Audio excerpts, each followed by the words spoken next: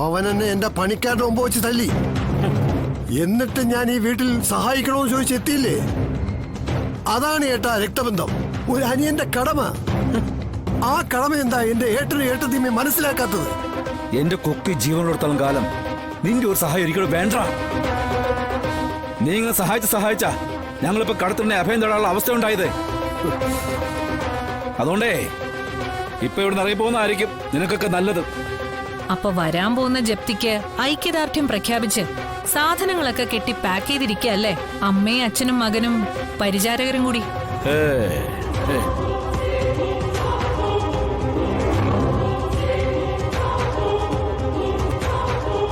അല്ല, വീട് വല്ലതും എടുത്തോ? അതോ എടുത്തു തരണോ? അല്ല, ഒരു കൈസഹായം വല്ലതും വേണോന്നറിയാൻ ചോദിച്ചതാ. ഞാനും എന്റെ മകനും ജീവിച്ചിരിക്കുന്നിടത്തോളം നിന്റെയൊക്കെ മുമ്പിൽ ഞങ്ങൾ അടിമകളായിട്ട് വരില്ലടി. ഞങ്ങൾക്ക് ഞങ്ങളുടെ മകനുണ്ട്, അവൻ നോക്കിക്കോളും ഞങ്ങളെ നല്ല അന്തസ്സായി. ഏത് മകൻ? വിഷ്ണുവിന്റെ കാര്യമാണോ നിങ്ങൾ ഈ പറയുന്നത്? അല്ല, അപ്പൊ നിങ്ങൾ കാര്യങ്ങളൊന്നും അറിഞ്ഞില്ലേ?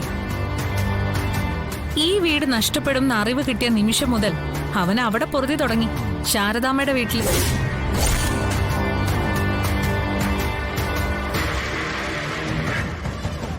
ശാലിനിക്കൊപ്പം. അവര് രണ്ടുപേരും പുതിയ കല്യാണം കഴിച്ചതുപോലെയല്ലേ ഭാര്യയും ഭർത്താവും മക്കളും ഒക്കെ ആയിട്ട് താമസിക്കുന്നേ. ഇനിയിപ്പൊ നിങ്ങളുടെ താളത്തിനൊത്തു തുള്ളാൻ അവനെ കിട്ടില്ല.